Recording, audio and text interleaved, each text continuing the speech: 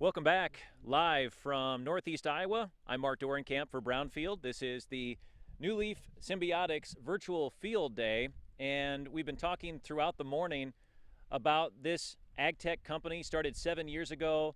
They have biological products for crops, including corn, and a product for rootworm that they are developing for release potentially in 2023. And right now we're going to welcome in our representatives from Intent. And Intent has been working with New Leaf this summer, and we have with us Jeff Travers and Jay Pershing. Jeff, let's begin by talking a little bit about how Intent got involved, and then after that, kind of your background and what brought you to Intent. Sure. Well, Randy Barker, CEO of Intent, approached me in the fall of 2018, and he wanted to know if I was interested in coming aboard because Intent at the time needed some help with smaller plot work, contract research organizations. And I didn't know anything about Intent, so we had a nice breakfast meeting, and he described the niche, the role that Intent plays with farmers. And I was pretty excited because having been in industry for 33 years and at Monsanto we had everything we needed from A to Z to get everything done from discovery to commercialization. But he described a situation with a lot of startup companies and companies that are not really in the pesticide space. They're in the ag space, such as microbials and stimulants and whatnot.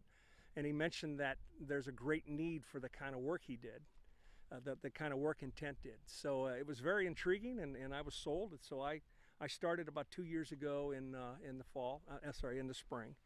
And again, my role for him that I play with Intent is more on small plot contract research programs, but this program morphed into something that got my involvement for New Leaf Symbiotics. One of your responsibilities here on this tour has been to wash off the roots of the corn, and you were saying that that's not something you had ever experienced before, but let's talk about those 33 years at Monsanto and what you did. Well, thank you. I basically spent my life in research and development for herbicides. And I would say out of those 33 years, I was actively involved in field research for 31 years. So I've always been in the field, and the projects I enjoyed the most were those that involved field work and interaction with farmers, growers, and our tech development reps or our product development reps, much like this. So Intent for me has allowed me to continue to stay in a field that I really enjoy. And a day like this is wonderful, but this last week has been a little gruesome at times, but things have been pretty good. And in my tenure with Monsanto, I probably helped launch or directly launched about 15 different herbicide products. And again, I retired in 16 and joined up with Intent in 2018. You mentioned it's been grueling. I'm sure you've had some fun, had some laughs, but Sure. Probably pretty exhausted when you hit the pillow. Yeah, falling asleep is not a problem. The good news is that we typically, with a big crowd, Intent, Jay and I are there. We have a regional agronomist. We have the grower. I was really impressed with how the growers, for most part, wanted to be active in what we were doing. They wanted to see what we did. A couple actually helped us dig, which was really nice. And then, of course, we've had the New Leaf crew that's been with us. So it's been a lot more fun, and I'd say it's a lot less work than I thought it was going to be originally. So it's been a hoot. Before we ask Jay about his experience working with you, what has your experience working with Jay been like? He's a blast. He and I overlapped at Mizzou, but we didn't know each other. We only worked together at Monsanto for a couple of weeks. When we learned, as this program morphed into what it is, originally we didn't think we were going to be on the road doing this. So I recruited Jay, by the way, to come on and join Intent when Randy said that we had a rootworm project going. And not knowing them all that well, it's been fun. And on our trip, we've driven 3,000 miles, Jay. At least. This is day 11. If he had a wig, I don't know. Anyway, it's day 11 now, and I drive the whole time. I don't let him drive. I heard somebody told me before that he's not a good driver, so I drive, he navigates. Well, and you're about to make it loud out here. You're going to fire up the power washer? Well, I think before I do that, it's Jay has a lot to explain about how we do our work. See, I was going to explain to our listeners why you were about to just exit the camera, and I had this Well, whole transition planned, and I will you let stick to cleaning off the roots, all right, Jeff? Thank you very much. But Jay, come on in here. How good of a driver is Jeff? Jeff's good. He's aggressive. I'm not a bad driver. I'm a slow driver. Just very aggressive. If I sleep, I keep one eye open. Well, you were recruited out of retirement by Jeff, and when he heard rootworm, apparently the light bulb went off that you were the guy. What's your backstory? Well, you know, I worked at Monsanto for 30 years. 24 years of that included rootworm. Okay, so that was from the discovery of the insecticidal proteins, putting the genes in plant and taking it all the way to launch. You know, working with our commercial folks. My initial role was discovery, protein insecticidal discovery, and when we were able to get corn transformation working, then we had the technology for corn borer. That was BT. And so that's when I transitioned from discovery to now development. And I provided the entomological support. So I was the entomologist on the team and was taken through all the way to commercial as the entomologist. So when our rootworm came along, you know, the protein, the gene, they asked me if I would lead that from the experience I had with the European corn borer. So that allowed me to really direct the planning and co-lead on the launch team. And so that's the backstory there. Now, when Jeff called me, you know, my retirement goal wasn't to work, but he said rootworm, and he also said it's only going to be about 6 hours. Okay, you know, we just need a design, Jay, and I said, you betcha. And it's turned into this, and this has been absolutely great working with the New Leaf people and the Intent people. I'm a consultant for Intent. And I don't want to get too far off track here, but in listening to Jeff talk about you, I mean, you were really at the forefront as far as this BT development to fight against corn rootworm pressure. I mean, you were there at the start. Yeah. So, you know, as an entomologist coming out of grad school, what I didn't want to do, nothing wrong with it, but I personally didn't want to work in the discovery and development of chemical insecticides because they've been doing that since the 1940s. So it's all, you know, that process has been developed. When I listened to the chief scientific officer of Monsanto at a symposium talk about Monsanto's vision, it was like the light bulb went off, you know, as an entomologist to help in that discovery and then figure out how we develop products from the entomology perspective. And so that's what really got me excited to join Monsanto. You know, so here we are.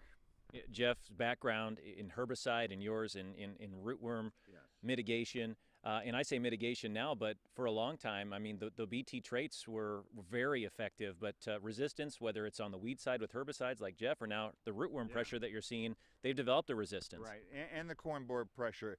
But rootworm's absolutely an amazing critter in terms of developing resistance. So the first insecticides were developed in the 1940s. They were the cyclodienes like chloridane, heptachlor, and things like that. By mid-1960, they were fully resistant, so they were ineffective. The second generation, the organophosphates, the carbamates, and the pyrethroids, there are documented cases of resistance. And then we launched the corn borer trait in 1997, so that's 27 years on the market, 23 years on the market.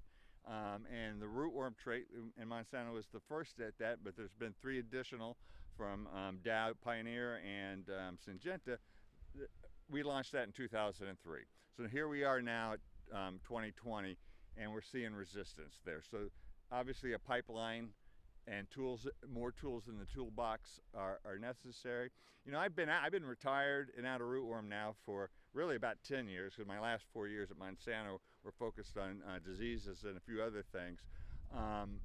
But on this trip, talking to farmers and why they were really interested in doing this, not only do they want to be in the trialing business, but they wanted to see, they feel, you know, that's what the consumer is looking for, a biological.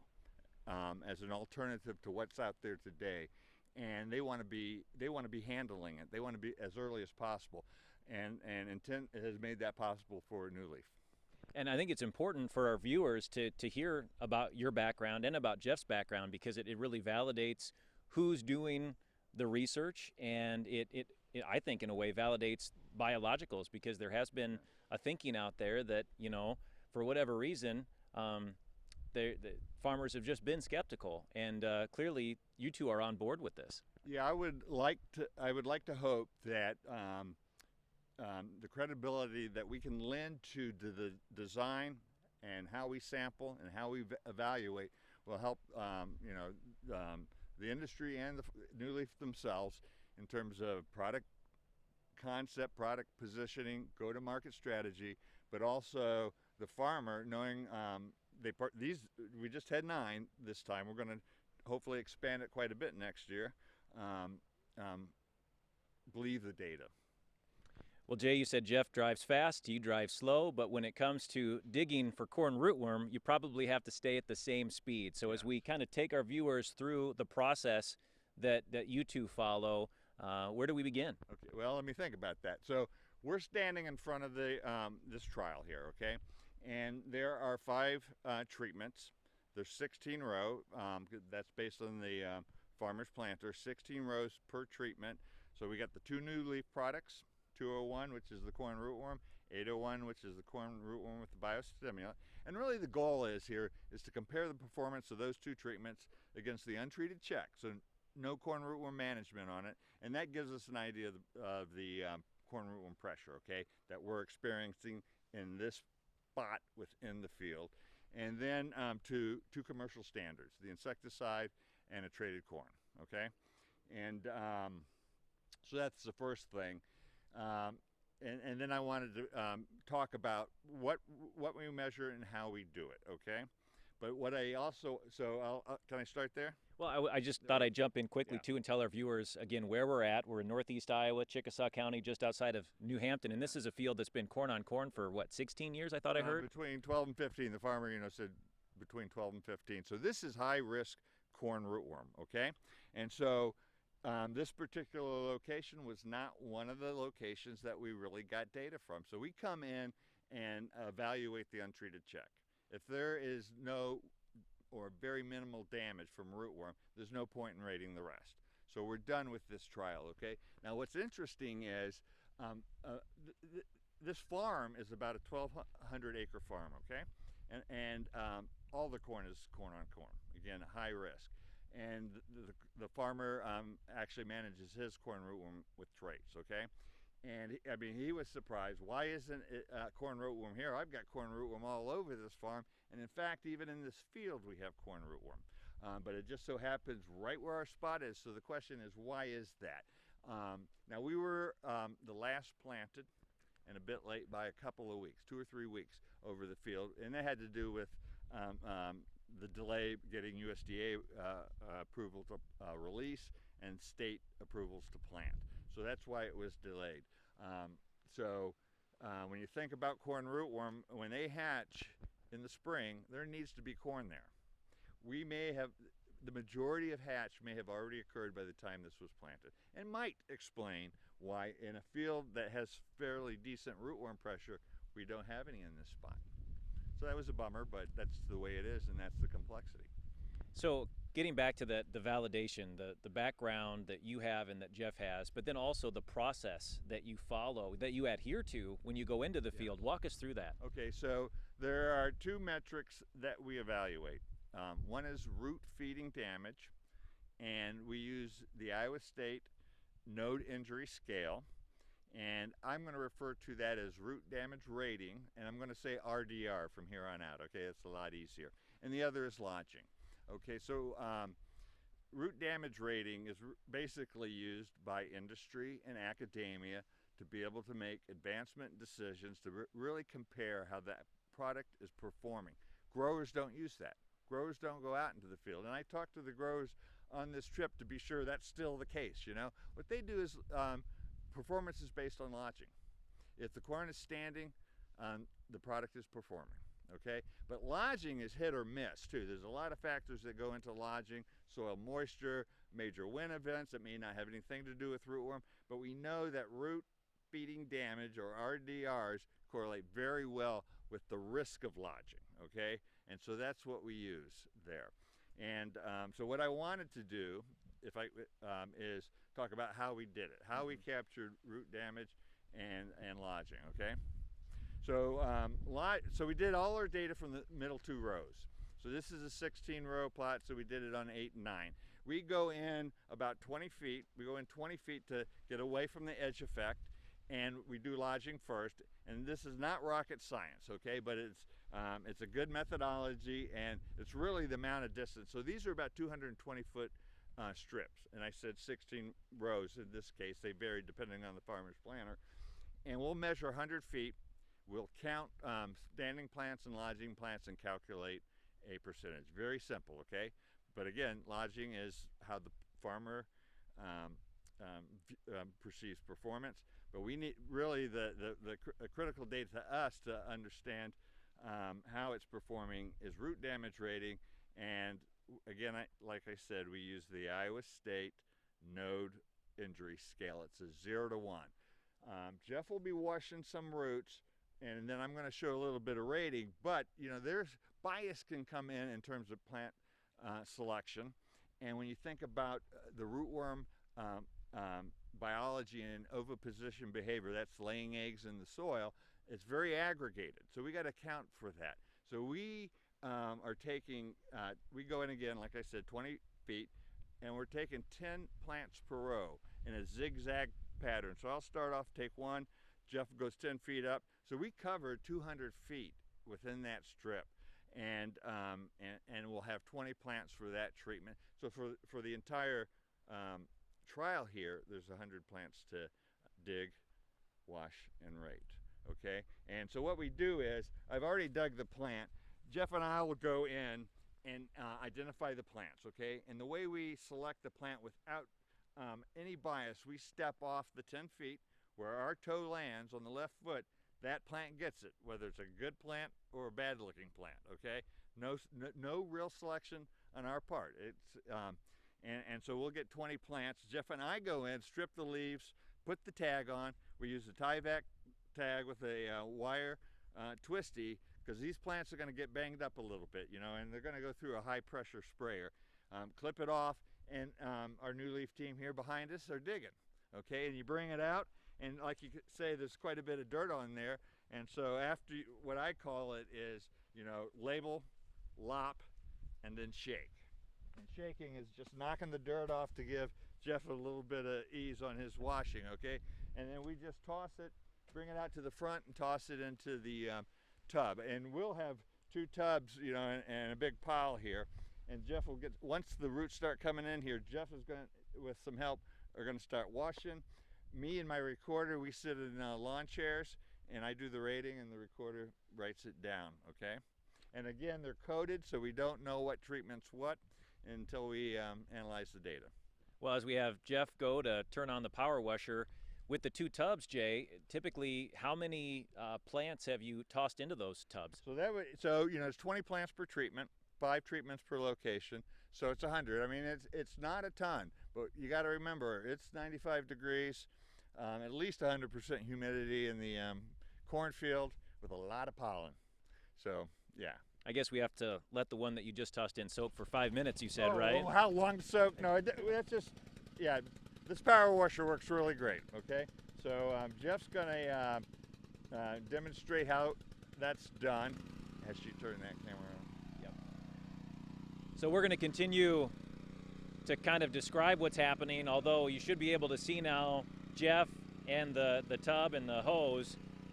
Now, Jeff's the driver on this trip, but do you guys take turns on who's washing off the roots? I'm the raider, and that's another thing. We've got one raider doing all this. You know, that 0 to 3 scale was introduced by Iowa State in 2005. It used to be a 1 to 6, and prior to that it was 1 to 9.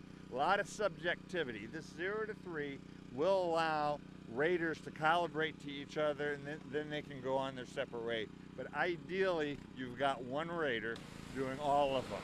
Okay, so it takes out some error in the data, you know. So as he's washing off these roots, how thorough does he have to be? He has to completely remove all the dirt, because I'm going to go down into nodes, basically nodes 3, 4, 5, and 6.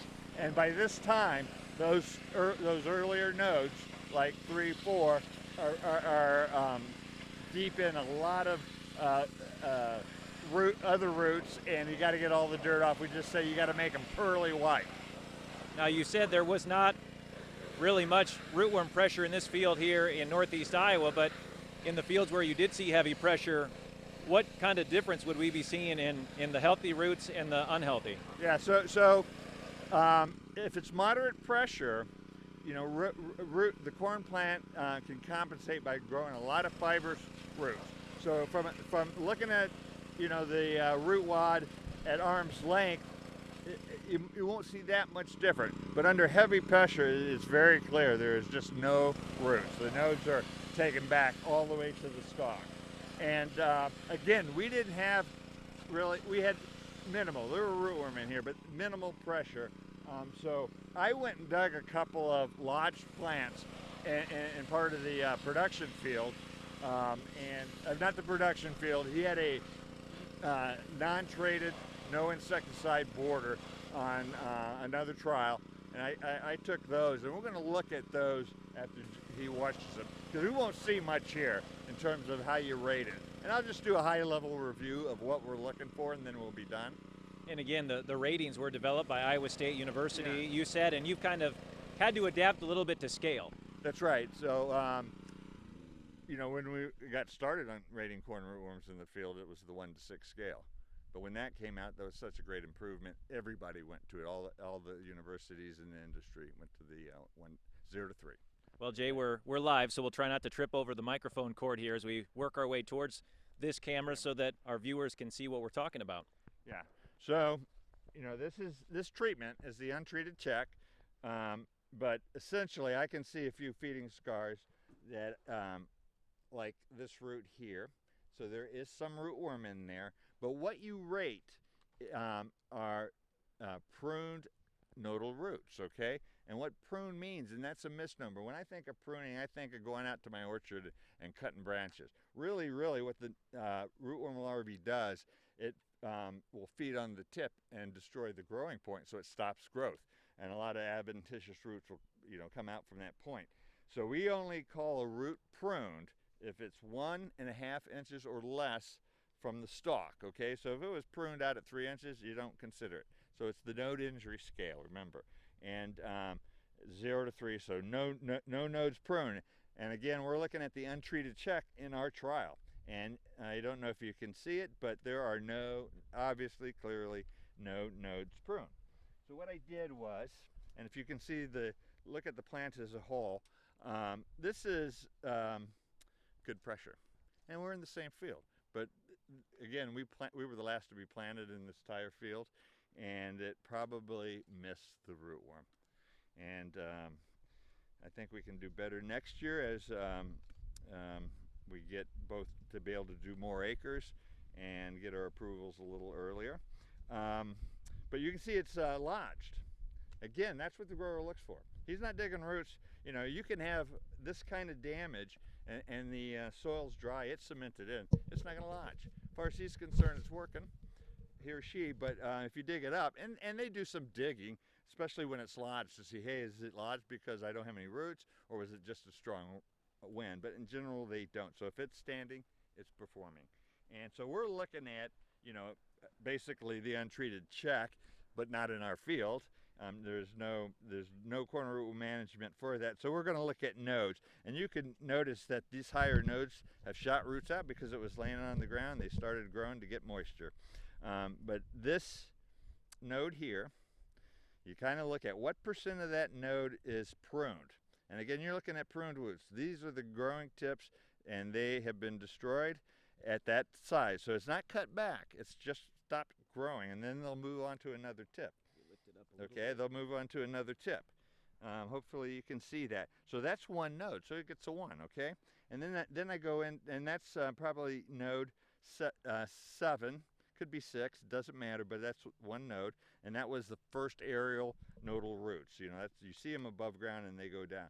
And then you got node 5 or 6, and there are about half of those I would consider pruned. So now we're at 1.5, and so then I go into node 4, and then node 4 I don't see any pruned roots, so this would be a 1.5. And I would say, you know, if you're less than 0.75, so that's 0.75% of the roots across all the nodes are pruned.